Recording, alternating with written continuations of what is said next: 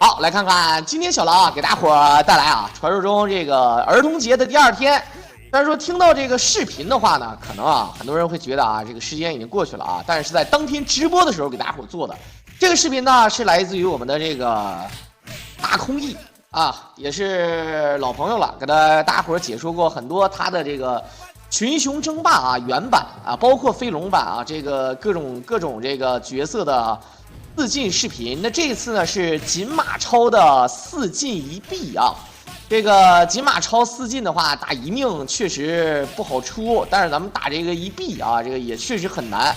这就跟想当年咱们看那个《三国战记》这个119的这个天王难度5进，这个5进1币差不多啊。这个是4进1币，这里面呢，首先呢，咱们肯定是进地，对吧？进气儿，是吧？你这个你懂的啊。但是这里面这个有很多东西，包括进血啊，这个血是对于新手来说非常重要啊。有的人可能拳脚功夫比较强，对吧？你看这打着走位啊，玩的非常的猥琐啊，非常的猥琐，然后用很多的特殊技，这个把这个角色给你操作的明明白白的啊。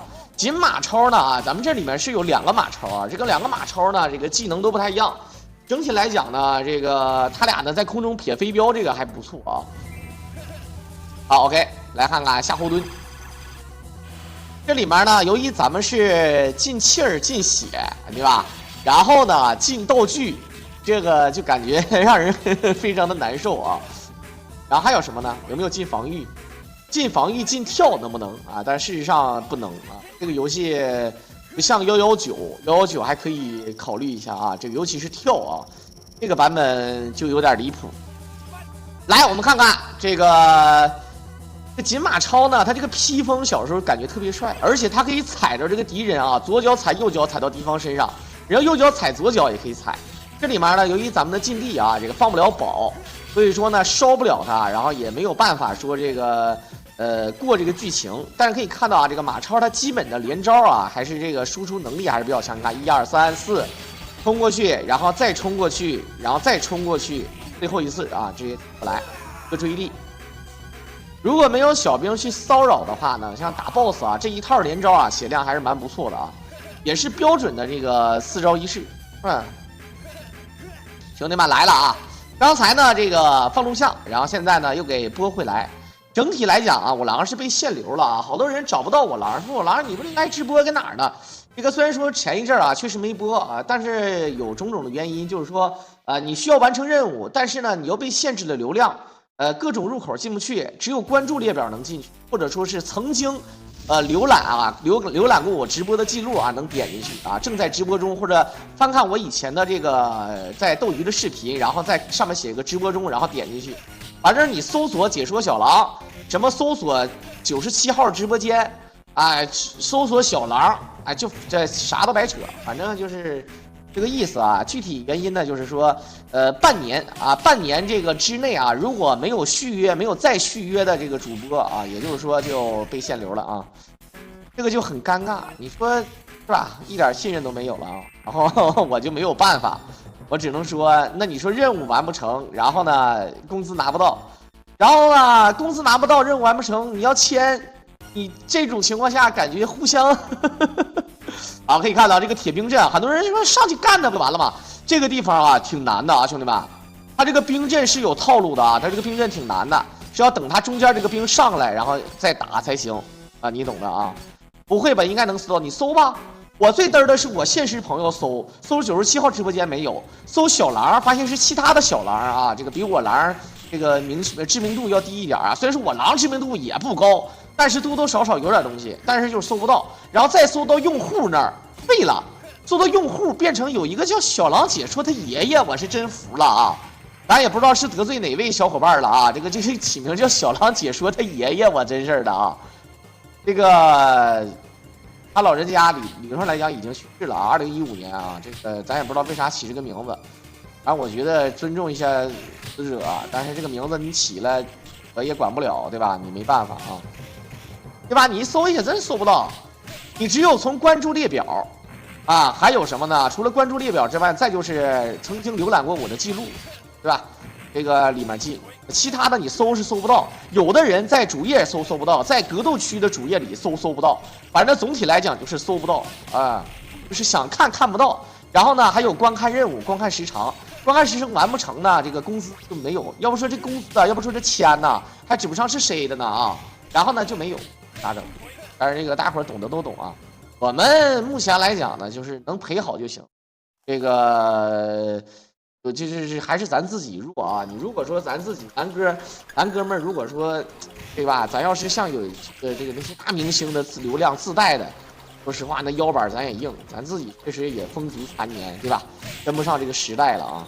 好，你看咱们这有房的啊，咱们这是有房的。但这里面跟大家伙讲啊，这个主要的原因一点啊，这里面很多人问啊，这里面4进里面进哪个是最难的啊？因为都是这个最高难度，咱们这个是权威难度。那119呢，就是天王。其实我个人觉得，对于所有高手来说，最难的，我觉得应该是在天王难度里面进血，应该是最难的。对于新手来说呢，进地是最难的。当然我说的新手呢，就是传说中的那个什么啊，新手就是传说中的这个叫，这个叫什么？这个民间高手啊，职业玩家的新手。你像以我这个智商，你不用想玩了，还。正常玩你都过不去呢，还搁那进这进那的，对不对啊？都不到。你像我这么牛逼的直播间，说句实在话啊，这个房间号，你在现在很少有人用网页看了，对吧？你不用网页看不到。你想啊，你想用手机看，你也不可能在手机里面有后缀号吧，对吧？3w.斗鱼.com/97。你肯定你不会对吧？你手机没有这个功能，或者说你手机浏览器那也不至于有APP 对。然后你如果说你是用电脑的有很多人还推荐你用电脑的客户端，那不让你用网页可能卡，让你用客户端直接登录，对吧？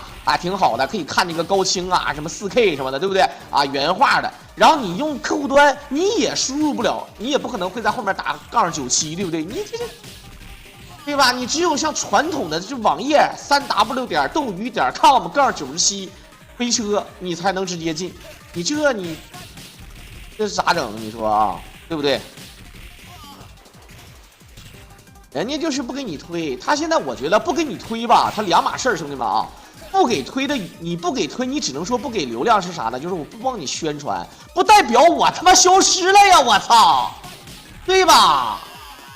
你消失了，我了个嘎！对，脑瓜直接大，兄弟们，你看啊，这个咱们还是进衣服啊，这里面进衣服的，自进呢是进衣服，写道具，道具还有器。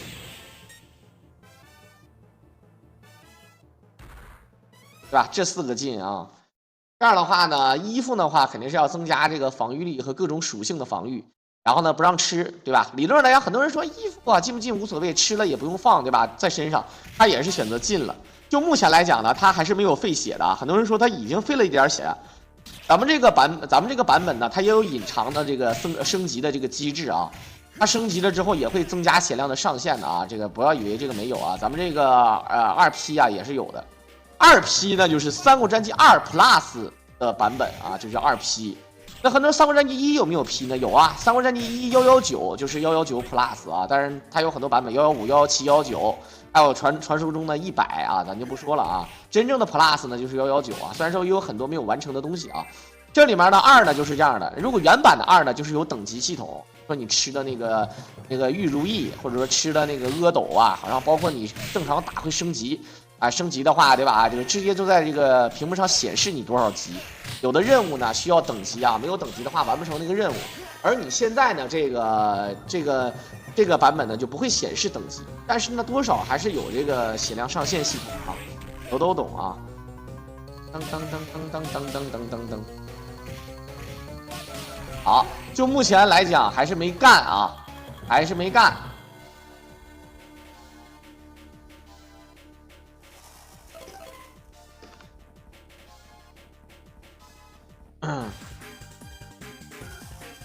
别说小狼他爷爷，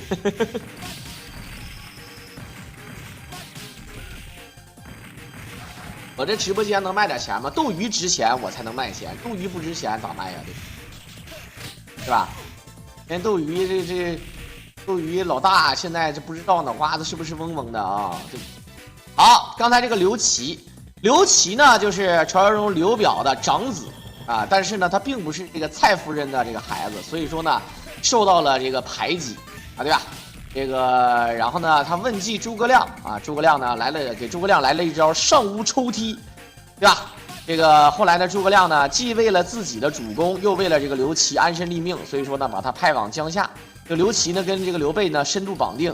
但是由于呢这个刘琦呢特别的好色啊，好酒好色，也导致呢这个完全托管给了这个刘备啊之后啊，这个所以说呢他就整天啊就是当着一个，对吧？当着一个名义上的荆州的这个遗嘱啊，对吧？啊这个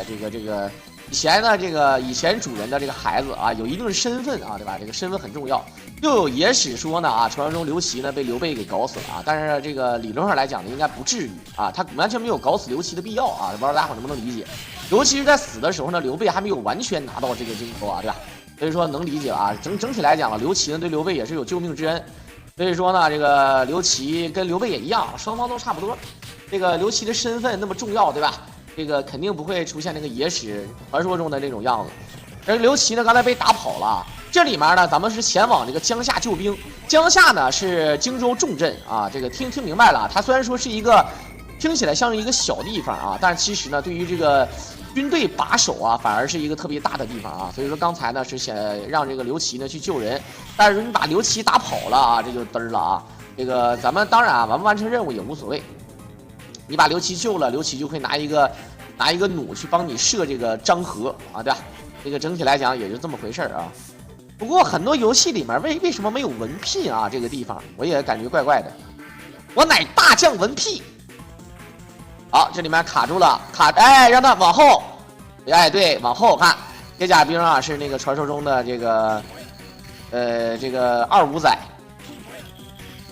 二五仔是这个黑社会的这个术语啊，就是社团术语，也不能叫黑社会吧啊，咱们这合着的其实就是黑社会，三合会、洪门。啊，这个二五仔啊，像这个老大呢叫489，然后老二呢叫438，这个传说中的红棍啊就是堂主，堂主呢叫426。好，来看看这个位置的卡，它是节奏不好还是卡的不好啊？节奏不好，这个按理说是可以无限连的啊，它节奏卡好了才可以这个无限连。晚上好，晚上好，兄弟们啊！不是这个时候回归了，我上个月没法播，这不是这个月新的一个月份再播一首嘛？我都懂啊！噔噔噔噔噔噔。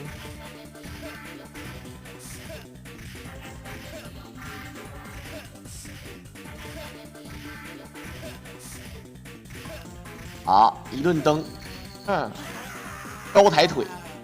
感觉这个高抬腿贼过瘾呢啊！好，啥都吃不了啊！很多人说那为啥吃那个一明珠啊？吃个分无所谓了啊，吃个分无所谓，什么都不吃。这里面这个用马超啊，我觉得其实最简单的应该是郑张飞。我觉得郑张飞啊，其实最简单的啊，我不知道大伙能不能理解我说的，就是咱们现在目前这个版本。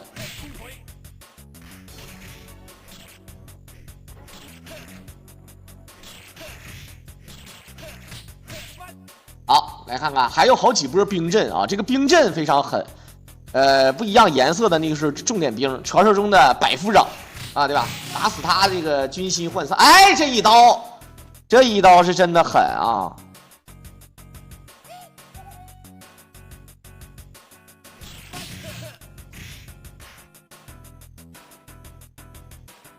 噔噔噔噔噔噔噔噔，好。防住，哎，这个铁，哎，看这个传说中啊，这个里面有很多的他这个兵的这个形象啊，虽然说整体的立绘呢还是不这个是变成了2的感觉啊，这个，但是呢，他这个长相啊完全是没有变的啊。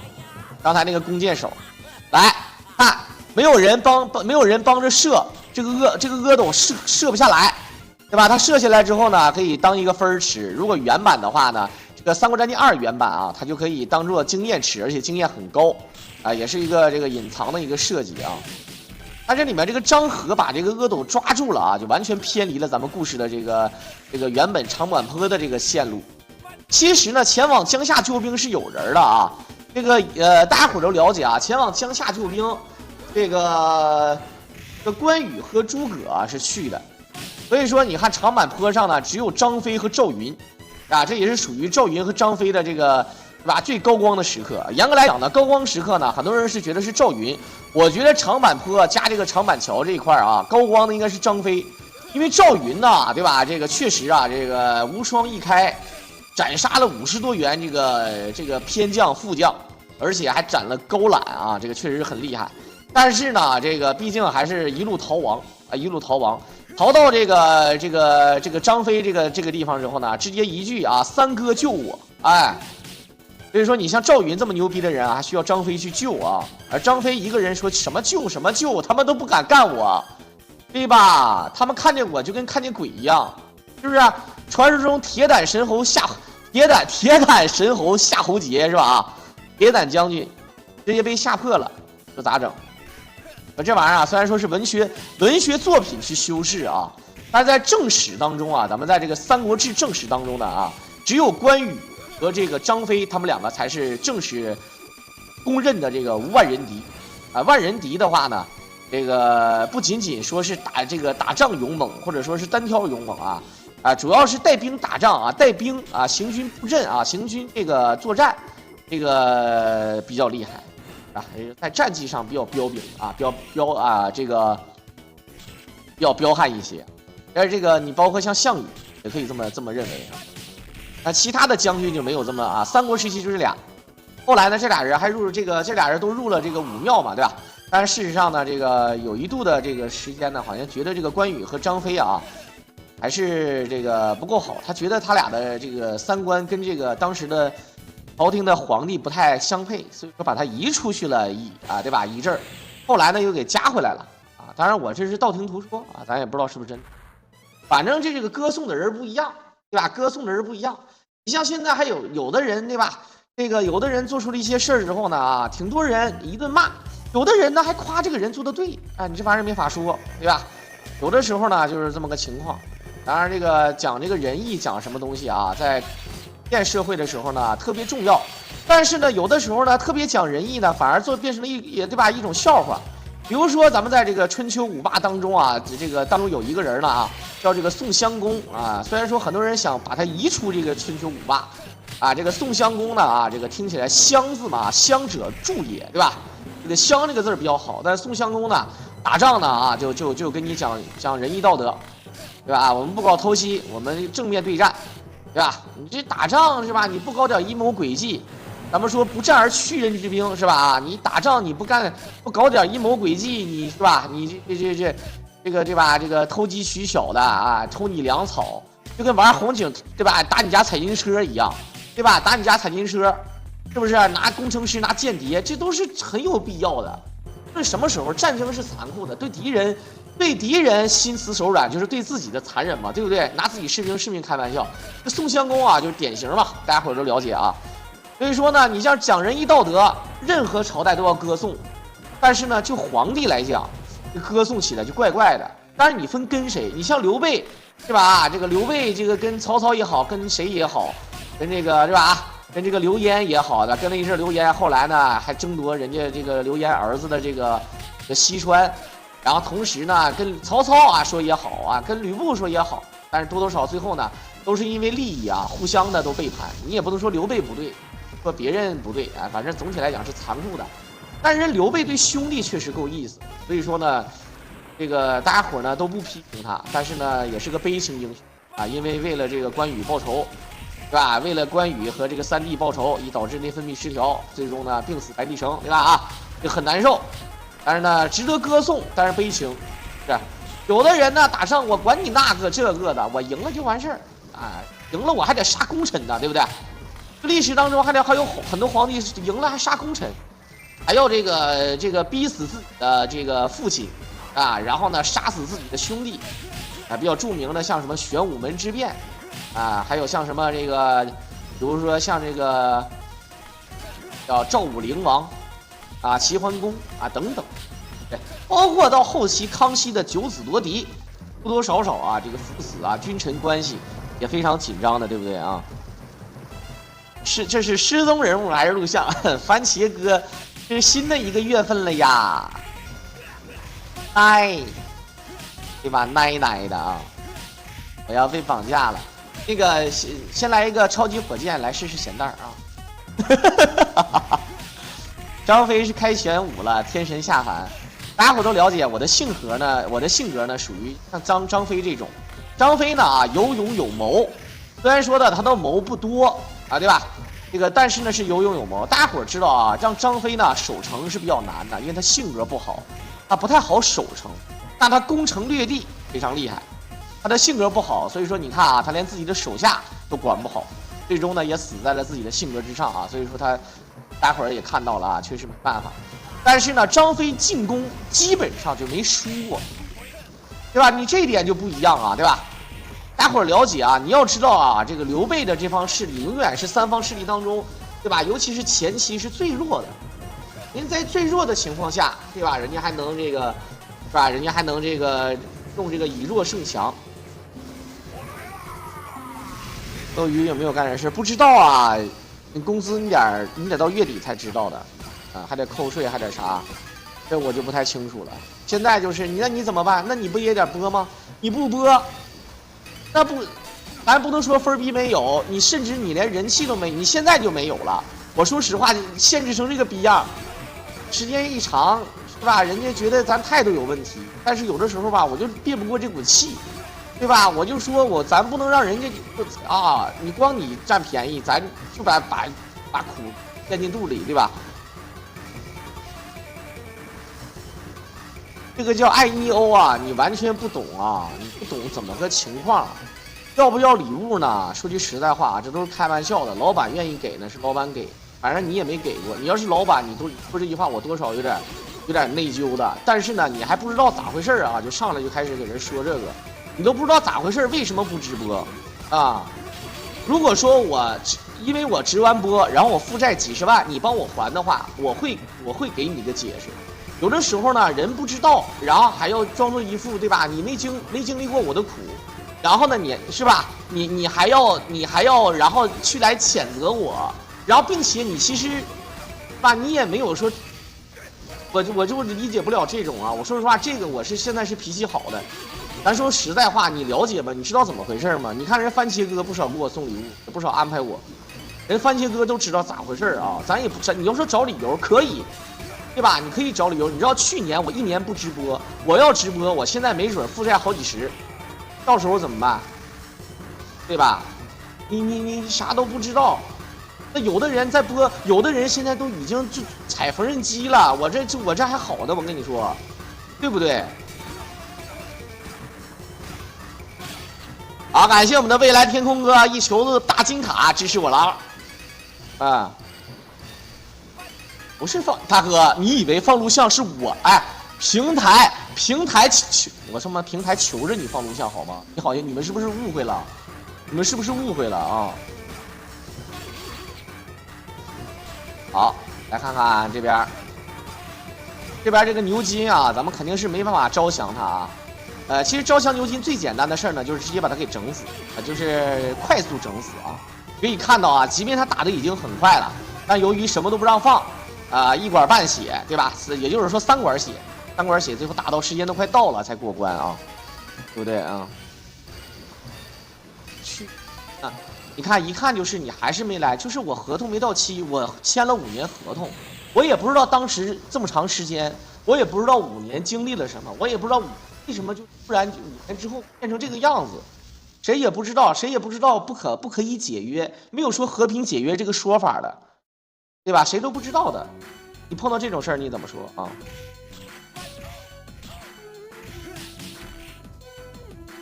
啊？先说一会儿吧啊。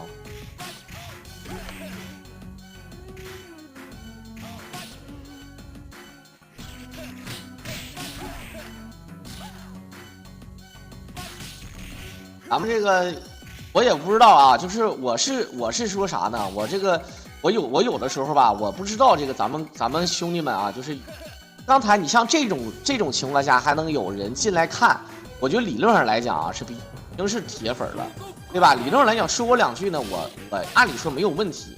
但是呢啊，说的不是难不难听的事儿啊，我觉得也能理解。只是吧，他不像我以前有的时候我犯懒，你怎么说我都哈哈。我觉得你说，他现在跟懒没有关系。就像我上个月的月底，我这么说吧，我上个月的月底，我那10天，我不太清楚我能拿到多少钱啊。如果我不播的话，我大概能拿到5、6千块钱。我大概啊，我只是举个例子，大概能拿那么多钱。但是我那10天如果播的话，我有可能就拿到1000块钱。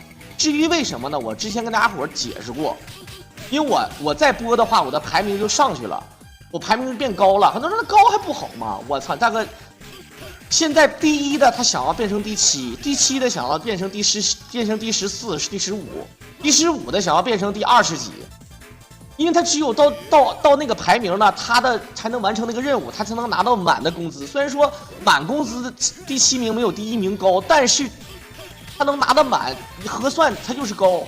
你到第1名，你的这个要求高的离谱，然后你完成不了，然后他就按照百分比给你扣，是吧？你比如说第1名工资特别高，10万，如果说把我抬到第1名，那我最后能拿多少钱工资？大概是200、300，因为我离那个目标差太远，整不了。你这有的时候就是你没法跟你们解释。还有就是去年的话，你得给自己买背包，你得给自己花钱。我1个月要花6、7万，我连续花了2个月，花了10几万，然后我投到这里，我自己给自己送礼物。啊，我每次说到这儿的时候，然后每次都有新的人他不知道，我也能理解，但是我还是再说一遍，能不能咱们水下积点德？我说实话不理解你不理解，别上来就损了，我真是服了啊！我跟你说，这里面每一个排名的人，他都达不到自己的，他即便是排到第1名的，他也达不到的，知道吧？要不然他就只能给自己买。一个平台它健康的话，它不带使人全跑了的，人跑为啥要跑？为啥要等着合同到期？为什么要走？你这东西，这是我。那好多人都不播了，我说句实在话，那他们是不是也懒呢？他们是不是也不好意思呀？你播完你之后，他妈的，我希望刚才的几个小伙伴啊，你能听到这儿，我是真的啊，这有些事儿吧，他妈的就打碎了牙往肚子里咽，还得给大家伙解释，然后还有些人就是开始损我，我是真是。这工作压力得有多难呐，对吧？这5年，这吧像那个张家辉似的，5年，你知道这5年我是怎么过的吗？你知道吗？对不对？小狼已经死了，你疯的吗？偶像啊！完，你看这一下非常疼啊！咱们很多人问这个游戏它能讲多少命？只能讲1条命啊！它前面那个分数，那个黄色的那个分数，现在49那个，它到100呢会给自己讲1条命，但是特别的难啊，需要打联机。好在其实啊，这个马超呢还不是特别难打，很多其他角色打不到，好的直接被卷死。有人说那死命了，这多死命了，这多吧？这是什么视频呢？太嘚儿了！我告诉你，真的啊，不嘚儿了。能打到这儿才死1条命啊，这已经很牛了啊！我说句实在话，咱们是全程进血、进道具、进气儿，衣服咱都不多说了，对吧？即便是不进这个衣服的话，有可能1命啊，真差不多，因为防御力会变高嘛啊。以后在哪儿咱们再另说，咱在哪儿看，大家伙解释清楚。我跟你讲，即便就是现在第1名不是河池啊，因为我们是所有的大区全合到一起了。我不知道大家伙能不能，就是包括什么岛塔呀、刀塔2什么自走棋什么魔兽争霸红警，王座还不是什么英雄无敌的，我不太清楚。反正好多啊，很多主机游戏、很多怀旧游戏全都放到一块了。然后呢，所有的这些主播放到一起大排名，我上个月排名第26。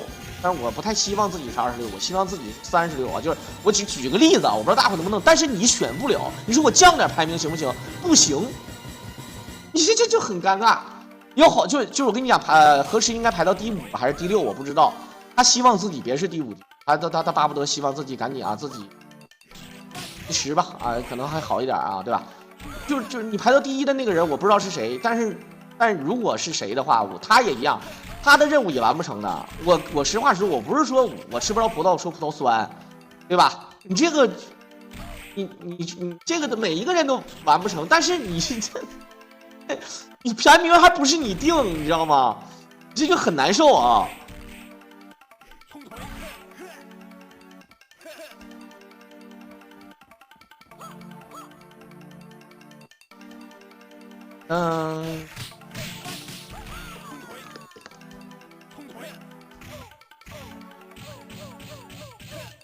然后现在呢，流量变低，因为不续合同啊。很多人说那为啥不续合同啊？你还续吗，兄弟们？你还续吗？让你们不续合同，那就等到期，等到期你再说吧。来了，你很多人说了，那你其实还好啊，人斗鱼还给工资，那抖音没有。但关键是啥呢？也没有流量了呀。但是我说句实话，我对斗鱼有没有感情？我说实话，你看我房间号，你觉得有没有感情？很多人说你是14年来这直播的，错，我是13年年初我就来这直播了，那时候还不叫斗鱼。我为什么会有这个房间号？是人当时那个刚收过来的时候叫这个叫 AC 放送啊 A 站，当时有个现在不有个 B 站吗？当时有个 A 站，他给收过来之后呢，做成斗鱼了。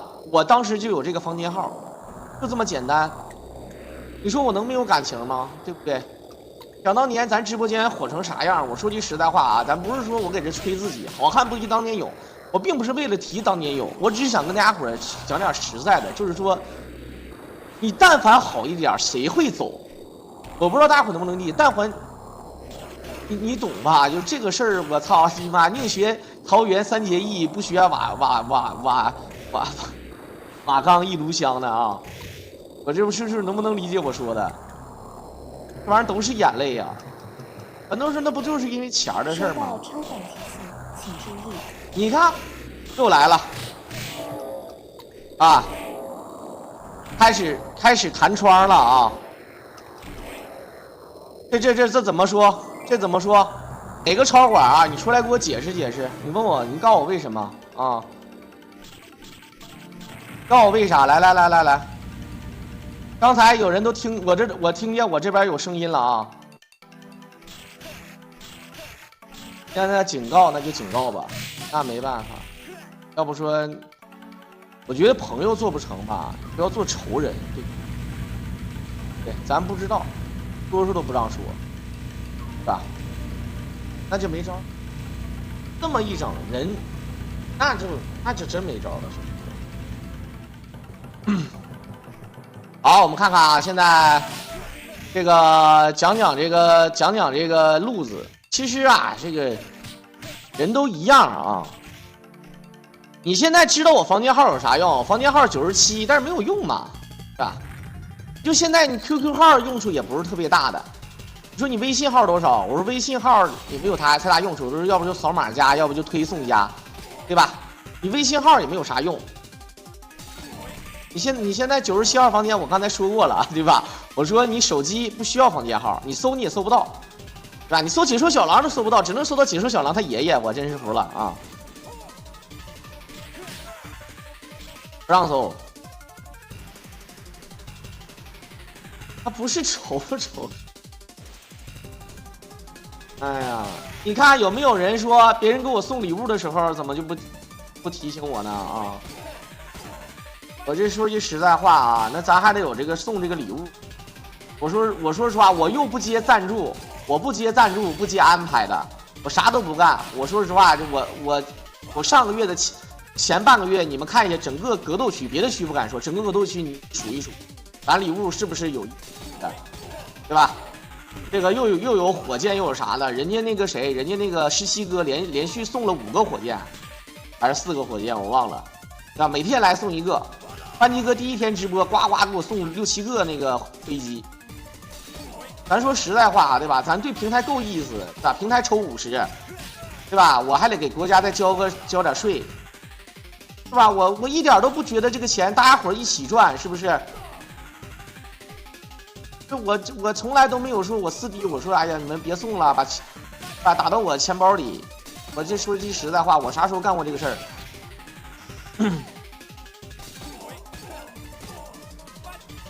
说心不心态，现在是啥？现在也不是说心态的事儿啊，主要就是，对这个我性格也是有问题，但是呢，性格有问题不代表我是一个坏人，不代表我是一个懒惰的人，是吧？咱是这样的啊，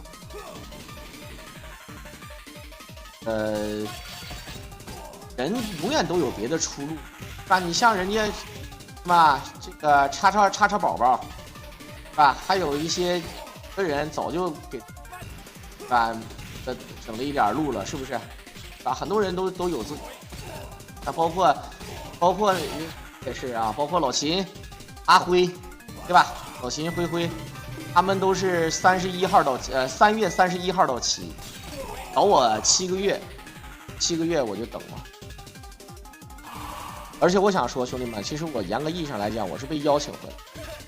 我不知道大家伙能不能理解，我是被邀请回来，是被请回来的。虽然说我也是为了给自己赚点钱，要不然人总不挨饿。因为他说改规则，他闭起来试一试，我才回来的。说实话，有的时候我这人穷是穷，是吧？我有时候我这个钱，我觉得我赚，我饿不死就被 ICC。是吧？我是觉得，第一，对斗鱼绝对是有感情；第二，是吧？这个你说你改了，咱们都得给机会，对不对？试一试，来看一看。但是呢，不过吧，人都是一样。你像我30多岁了，我也没那么狂了吧，兄弟们。我以前我说实话，咱也不是说狂不狂，是吧？我也至少我这个人顶多就是傻一点、愣一点。再往后呢，人生总有适合自己，看看情况吧。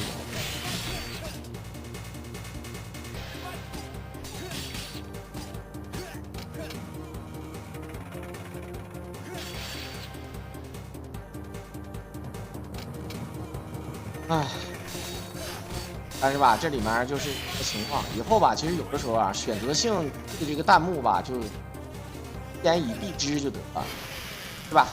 就没办法了啊。要不呢，咱们就直接发表一个声明，别露脸呢，把这个前因后果讲一遍得了，对吧？咱也别搁这凑热闹了，是吧？毕竟有法律约束咱们的，对不对？你法律上咱们现在就是要等到10月31号，你才能见分晓，才能自由，就像给自己赎身一样。就是你看古代的那些青楼女子，对吧？她们自己没有办法给自己真的，他们只能把自己赚来的钱，他有的是钱，都沉百宝箱那种，把自己的钱留给一个小哥哥，然后让他帮自己，那都是这样的。说实话，你不好整的啊。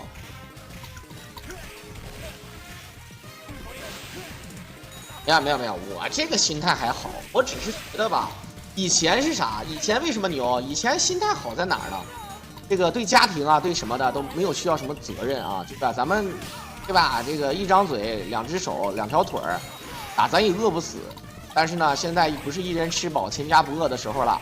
无论是年长的父母啊，还是年幼的小狼，还是传说中自己对吧？自己日感觉到有点沉重的躯体，还有周边人啊，都是变得生病大病，这个地方衰老，那地方头发白了的，对吧？时间一长，你想想啊，对吧？压力无形当中非常的大，是吧？你说走这行呢，严格来讲算是偏门。我这个偏门不是贬义词，就不是说什么比较稳妥的，能够拿这玩意儿吃一辈子的东西，是吧？你也没有赚到这个能够攒够的钱。你比如说，你现在你有了有个1、2千万啊，像人河池，是吧？哪怕是你有个7、800个、6、700个、5、600个，像我包，对吧？包王、灰什么叶枫啥的，你也还行。那至少你有这方面的这个吧，对吧？咱说你再怎么地，你可以自己再创业，或者说是整个小买卖，是吧？整个门市你收租你也饿不死啊，对不对？是吧？当然，咱这个不是羡慕啊，兄弟们，我是说觉得什么呢？觉得人就是人家性格摆在这儿，知道年轻的时候啊，给自己攒点钱，有能力的时候肯定要多赚一点，是吧？这个是吧？你很多人一定要在自己最巅峰的时候拿下最高的荣誉，是吧？对吧？这个然后呢再离场，即便是你看我今天看过那个博尔特的那个，对吧？这个纪录片，吧？博尔特最开始他也不是无敌啊，他总是输给一个选手。后来呢，他的经验啊和这个身体啊到达巅峰啊这个顶峰了之后，一直在称霸。到他退役的那几年之后呢，又被这个加特林呢超过了。因为加特林虽然说以前总是被他打败，但后来他的状态也不如以前，最终呢也是黯然离场，对吧？这个但是呢，人曾经也有过，对吧？咱说这个意思啊，就是都有这种情况的啊，不知道大家伙能不能理解？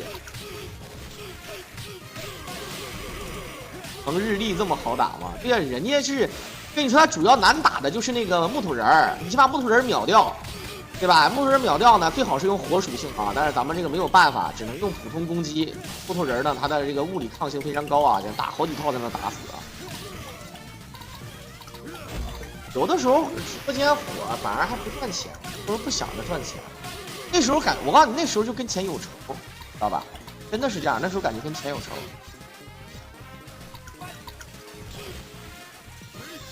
当当当！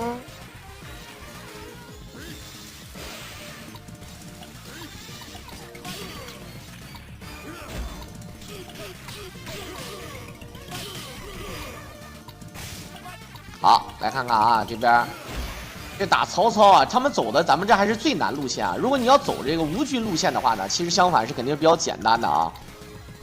小狼陪你看电影好像不太行。这个你要是去其他的平台播呢，也是得有版权。很多人说，那我看那个其他平台也有版权，但是它版权跟账号有没有的时候有关系。有的人他有账号，他那个账号对吧，还有一些限制级的，而且其他平台审核更严谨。陪人看电影这个好整。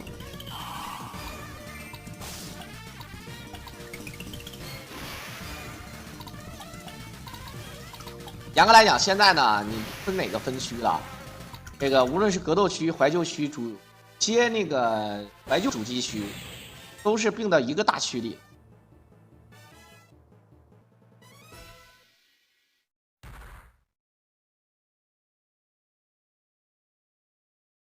哎，噔噔噔噔噔。好，这个浩瀚星空送了一堆小礼物。哎呀，助力人数还差一个就上星了。直接上星了啊！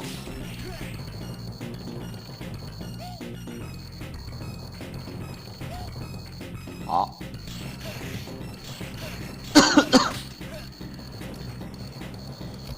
感觉他蹲下之后还有小匕首。你说这个马超他跳起来发的和蹲起来发射的那个东西是什么东西？是手里剑。这马超在这里面啊，感觉有点像一个这个剑客，在三国时期有一个剑客叫谁啊？叫王悦。啊，是长安城第一剑客啊，这个应该说是这个，在步军里面啊，这个应该说啊，他是单挑里面应该是无敌，类似于像这个咱们看这个英雄里面的什么无名啊，对吧？残剑飞雪呀，啊长空之类的啊，这种类型的啊，专门是打这种技技的啊。然后这个马超手里拿的剑，他可以拿倚天和青钢啊，当然在《三国战记1》里面他也是能拿，但是在2里面呢，诸葛亮拿不了，只有马超能拿。倚天金刚还有玄铁鸳鸯锏，但这里面马超呢还会手里剑，感觉有点像刺客啊，像一个这个夜行者啊，并不像传说中的这个这个一个传说中的五虎上将啊。袖剑啊，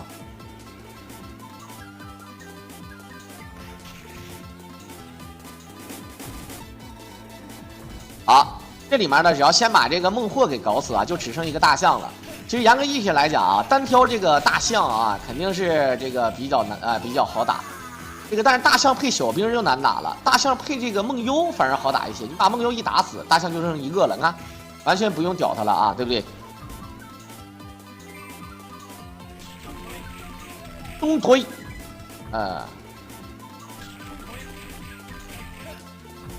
大象感觉浑身伤痕啊，感觉让我想起了什么，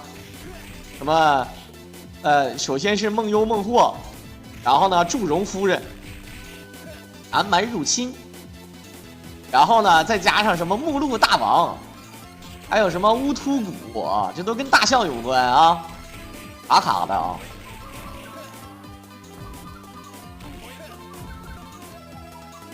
好，就是卡歪轴打，看卡歪轴确实狠啊。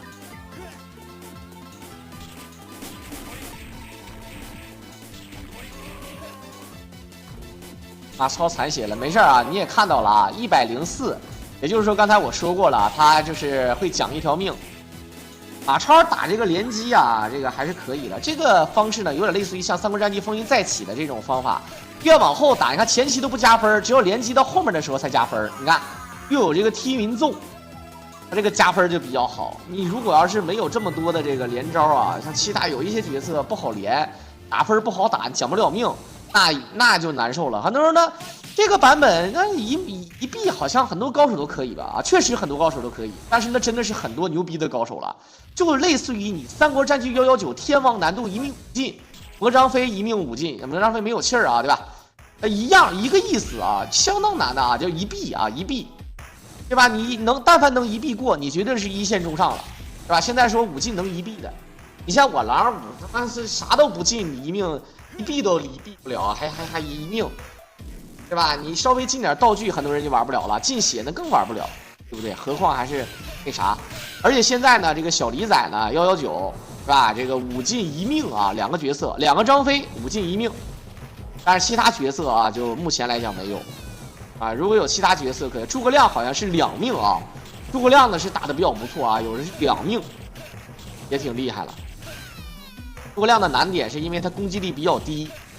打到后期啊，他虽然说非常灵活啊，这个容易这个躲开敌人的攻击，但是由于攻击力比较低，有一些 BOSS 呢，你打的过程当中吧，时间不够，你时间不够呢就难受了，对不对啊？上次1命通关谁打的？你分角色啊，这个版本好像如果要是选择用其他的角色，反而不难打。我觉得如果用正张飞是不难打，我印象中好像我做过一次啊，正张飞的。不是说不难打，你得是绝顶高手啊！诸葛5进没有1币啊，1命没有啊，1命没有 ，TAS 不算，1命没有啊，1进这个1币一大把的灰都能1币，何况是那谁呢啊？何况是其他高手呢，对不对？灰虽然说也算是一个高手啊，但是仅限于诸葛亮嘛啊。其他的就是民间高手了。诸葛亮他能5进1币，我告诉你，5进1币就是一线中上，而且他还打过这个无伤，啊，打过无伤，厉害啊，那确实厉害的啊。历史上魏延怎么死的？魏延就是逃跑的过程当中被杨仪他们追上干死了，就很简单。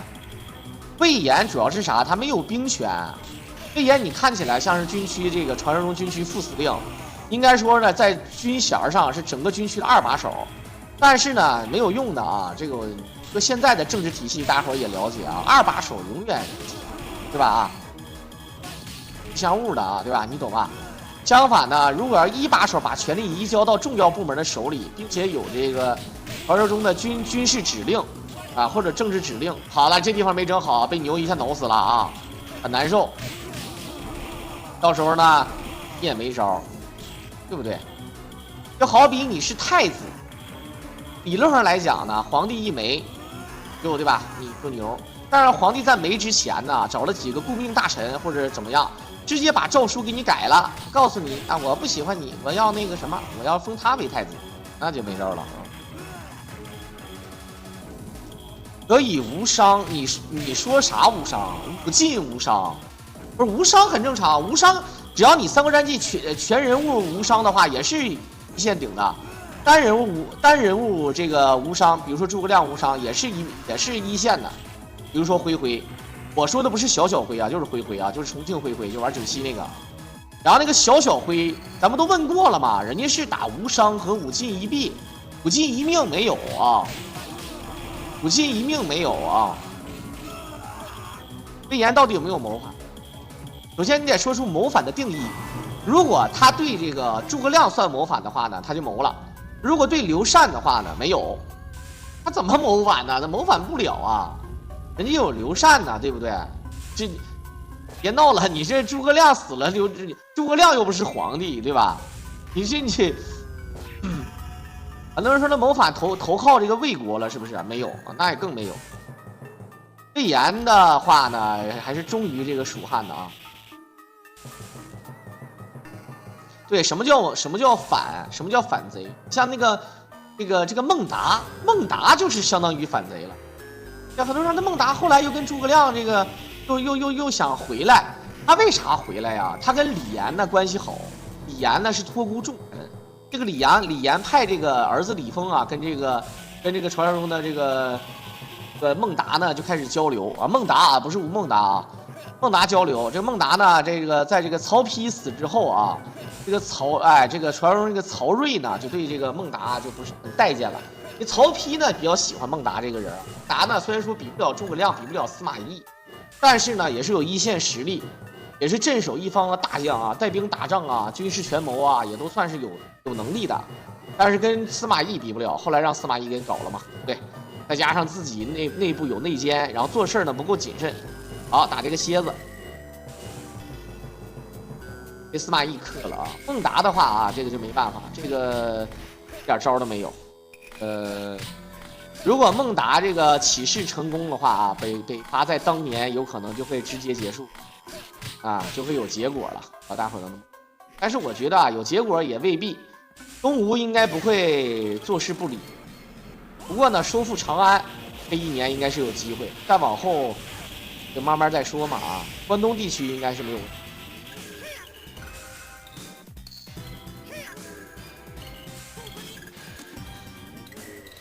题。对，争夺军事指挥权。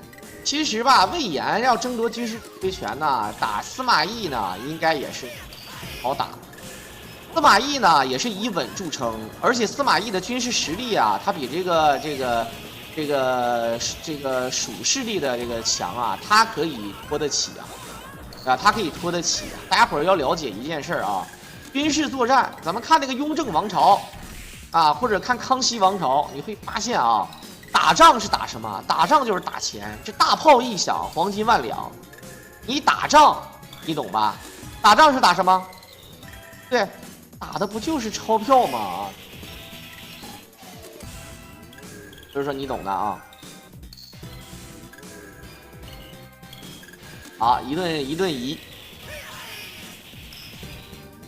当当当。哇，对，确实是啊。这是历史也没有什么如果。魏延有没有能力啊？那肯定是有啊，刘备看好的嘛。但是呢，这个实话实说啊，其实呢，我觉得啊，如果真是派魏延来，也未必，因为呢，这个司马懿呢，在这个魏国这一块啊，是因为没有办法了，才能派这个司马懿登场。但凡诸葛亮一死，是吧？这边这个魏势力的这个领导者啊，他会知道啊，是吧？会把你移交出去，因为你呢实力太过于强，是吧？你都已经当这么大的官了，或者说你都已经立了这么大的功了，没法封你了，那只好把你赐死。对，但是还不敢把你赐死，万一打不过了，还得叫你出山。所以说呢，古代的时候是这样的。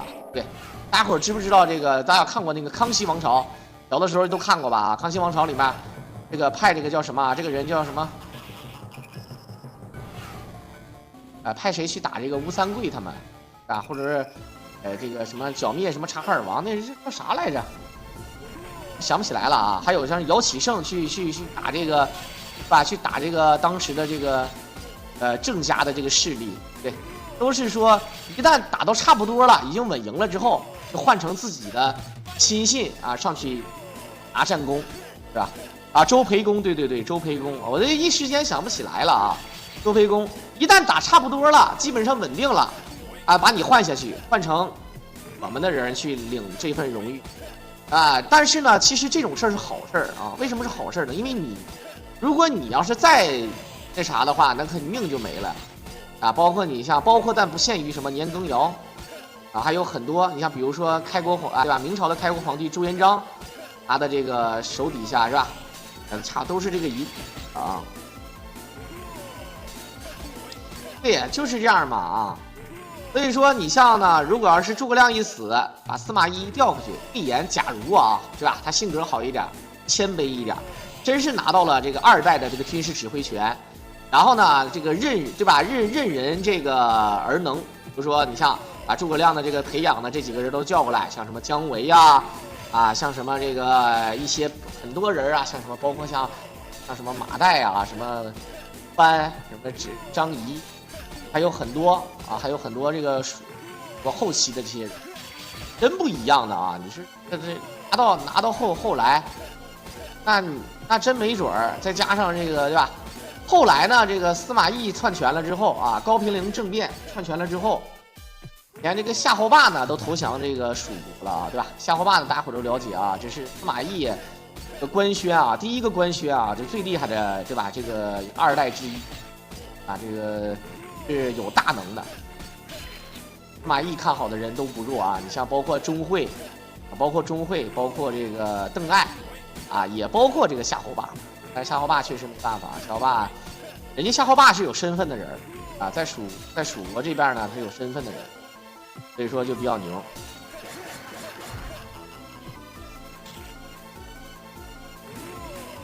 好，来看看真吕，这里面为什么真吕布要爆气啊？没啥意义。OK 啊，中途有一些不开心，但是不要紧，一路走过来有这么回事儿。这个陪大伙看了一个时间挺长的一个故事啊。用了56分钟啊，挺不容易。再次感谢大空翼给大伙表演的这么个视频。